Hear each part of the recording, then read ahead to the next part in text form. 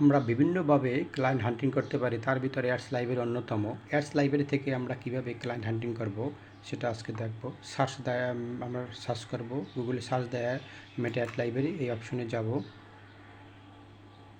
এই অপশনে দেওয়ার পরে আমাদের এরকম একটা ইন্টারফেস আসবে।